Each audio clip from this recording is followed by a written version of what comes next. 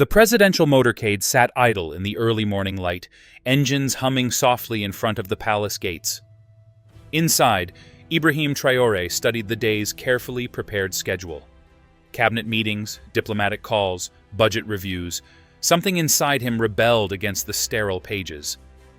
"Cancel everything," he said suddenly, looking up at his startled chief of staff. "Sir?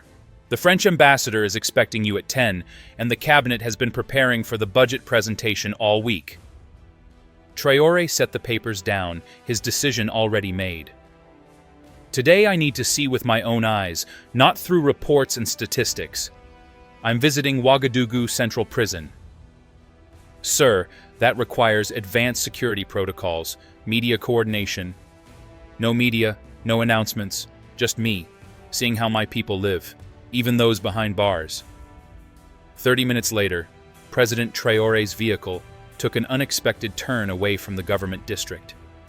The convoy pulled up to the imposing gates of Wagadugu Central Prison, a crumbling colonial-era structure that housed over 2,000 inmates in space designed for 800. No red carpet awaited, just bewildered guards rushing to attention. "Mr. President," the senior guard stammered, "we had no notification." "That was intentional," Traore replied calmly, stepping from his vehicle. "I want to see conditions as they truly are, not prepared for inspection." The prison warden, a corpulent man named Pascal Ouedraogo, came running across the yard, hastily tucking in his uniform shirt, sweat beaded on his forehead. "Your Excellency," he panted, "what an unexpected honor! Had we known, then I wouldn't see the reality." Traore finished for him. "Take me inside, warden. I want to walk the cell blocks." What President Traore witnessed over the next hour would change the course of his presidency. The narrow corridors reeked of human waste and desperation. Cells built for 4 men housed 15 or more. Prisoners slept in shifts because there wasn't floor space for all to lie down simultaneously. Yet it wasn't the physical conditions that struck Traore most deeply. It was the expressions that transformed on the prisoners' faces, from initial disbelief to recognition to a cautious, fragile hope. These were men who had been forgotten, hidden from society's view. In cell block D, Traore noticed a man sitting alone in the corner of an overcrowded cell. Unlike the others who pressed forward eagerly, this man remained withdrawn, head bowed, as if he had long ago given up being seen. "Who is that?" Traore asked the warden. "Just another prisoner, Your Excellency. Shall we continue to the next block?" But something in the man's isolation drew Traore. He approached the bars. "What's your name?" he called to the quiet figure.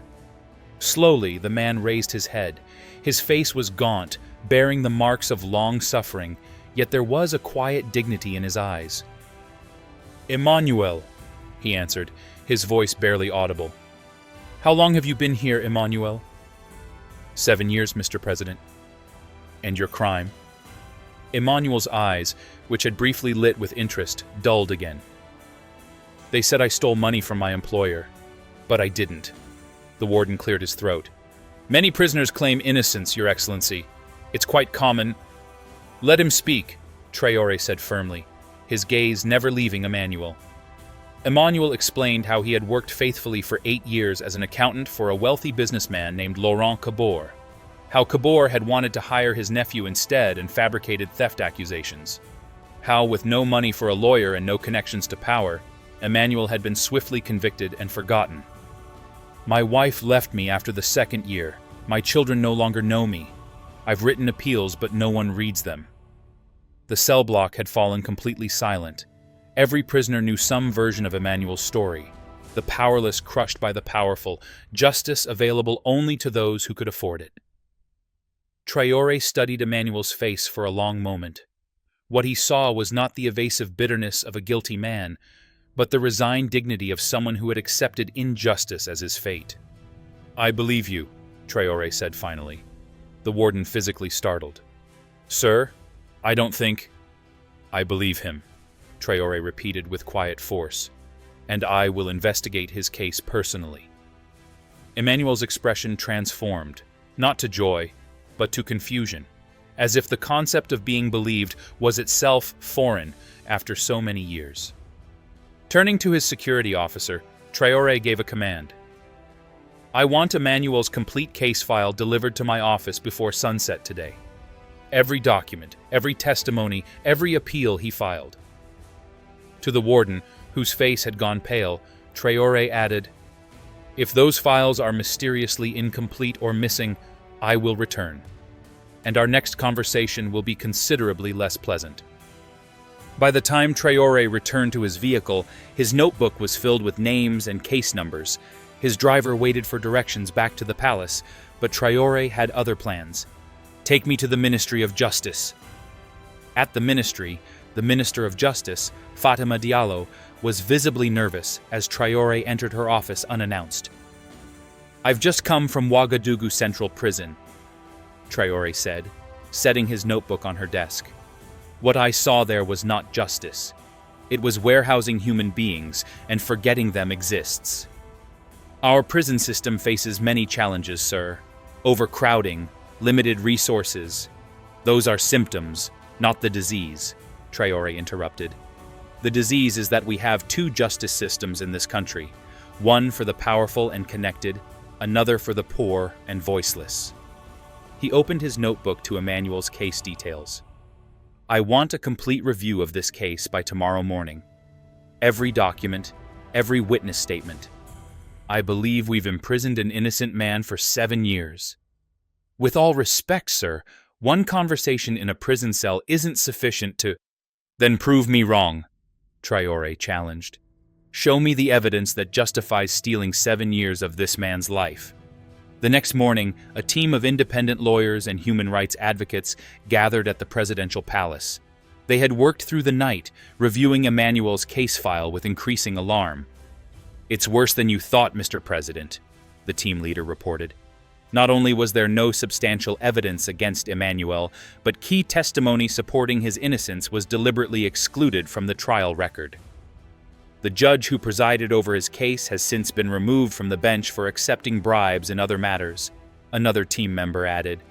"And the businessman who accused him, Laurent Kabor, has filed similar theft claims against 6 other employees in the past decade." "And the appeals?" "Filed correctly, but never forwarded to the appellate court. They've been sitting in a filing cabinet for 6 years. Prepare release papers for Emmanuel immediately, and I want Laurent Kabor investigated for perjury and fraud." By noon, Traore had returned to Wagadugu Central Prison. Emmanuel sat in the same corner, unaware of the storm his conversation with the president had unleashed. "Emmanuel," Traore said, his voice carrying through the suddenly silent cell block. "Yesterday, I promised to investigate your case." Emmanuel nodded cautiously, afraid to nurture hope. "The investigation is complete. You were wrongfully convicted. There was no evidence against you, and evidence of your innocence was deliberately suppressed." The cell block erupted in murmurs. Emmanuel stared in disbelief. "You are free," Traore continued. "Not just released, but exonerated. Your record will be cleared, your citizenship and rights fully restored." Tears began streaming down Emmanuel's hollowed cheeks. "Is this real?" he whispered. "It's real," Traore confirmed as a guard unlocked the cell. "And it's only the beginning." In an unprecedented gesture, Traore removed his suit jacket and placed it around Emmanuel's shoulders, a moment caught by security cameras and later broadcast across the nation. The president of Burkina Faso, physically clothing a wrongfully imprisoned man with dignity, acknowledging the state's failure and his personal responsibility to make it right. At the palace, after being examined by the presidential physician and given fresh clothes, Emmanuel found himself in Traore's private office. "Your health has suffered during your imprisonment," Traore said. "The doctor recommends a recovery period before you make any major decisions. During that time, you'll stay as my guest in the palace residence. When you're stronger, we'll discuss compensation for the years taken from you." "Compensation?" Emmanuel echoed, the concept seemingly foreign. 7 years of your life were stolen through corruption and negligence. That debt must be acknowledged. Emmanuel lowered his head. "Mr. President, may I ask, why me? There are thousands in that prison. Many might be innocent like me." "Your question is exactly why I'm proposing this. I want you to help me find them." "Me? But I'm nobody. I have no power, no education beyond high school." "You have something more valuable," Traore interrupted. "You've lived the injustice I'm trying to correct. You can recognize it in ways I never could." The president outlined his vision: a presidential task force dedicated to reviewing cases of potential wrongful imprisonment, focusing on those without financial resources or political connections. Emmanuel would serve as special advisor, bringing his lived experience to guide the process. "You'd work directly with me," Traore explained. "Your insights would shape national policy. We'd build a system where what happened to you can never happen again." For the first time since his release, a spark of purpose lit Emmanuel's eyes. "When do we start?" "We already have." That evening, Traore addressed the nation in an unscheduled broadcast.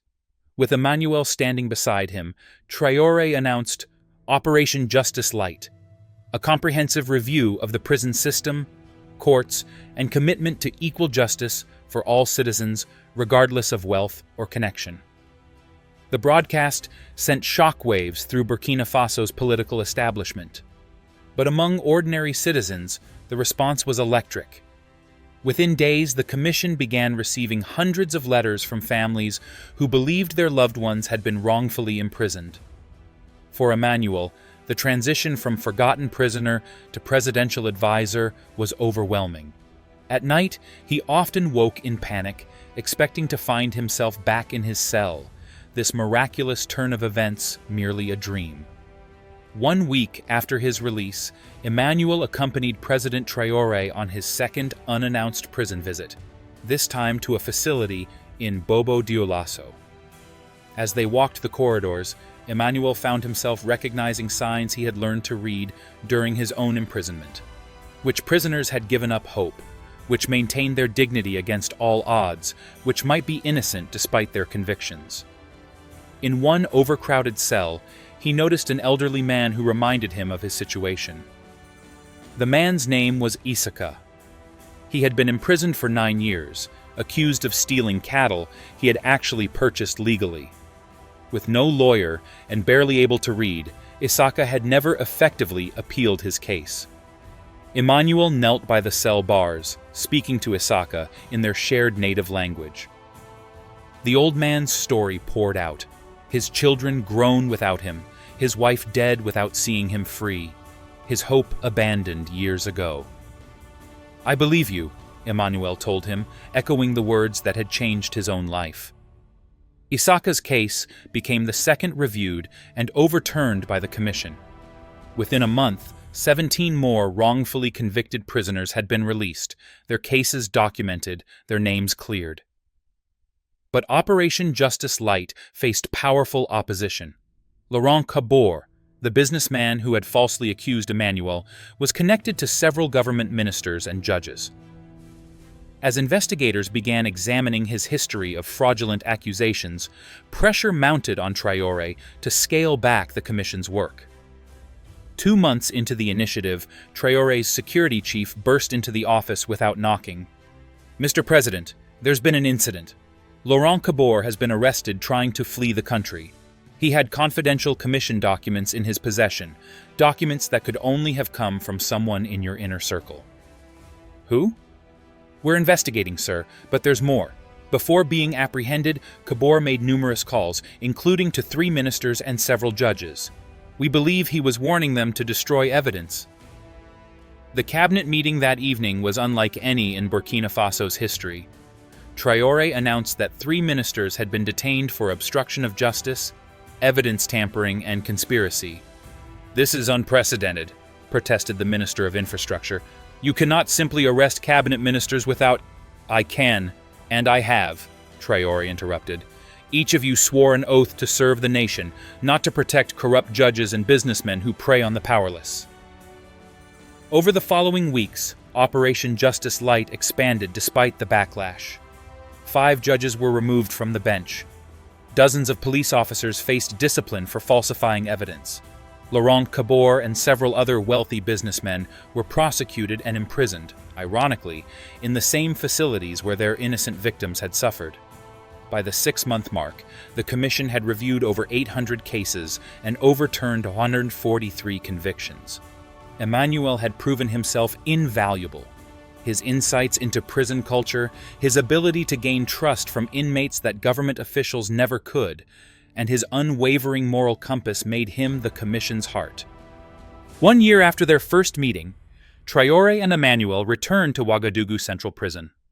This time, they came to commemorate.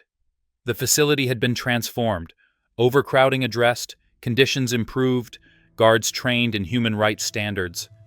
Emmanuel's former cell had been converted into a small museum, a permanent reminder of what happened when justice failed and what could happen when it was reclaimed.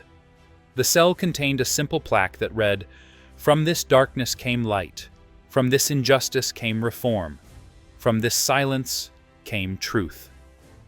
Emmanuel stood before the gathered officials and media. "I stand here not as a victim, but as a witness," he began. "A witness to what happens when we forget that behind every case number is a human being. A witness to how quickly we discard those without money or power. But also a witness to how one person's decision to truly see another can transform not just a life, but a nation." Across Burkina Faso, people watched the broadcast. Among them were dozens of former prisoners who had been freed through the commission's work, now rebuilding their lives. There were police officers and judges who had embraced reform. And in a small village outside the capital, Emmanuel's now teenage children watched their father with pride. As the ceremony concluded, Traore and Emmanuel walked together through the prison gates, not as president and advisor, but as 2 men bound by a shared commitment to the truth, regardless of its cost or consequence.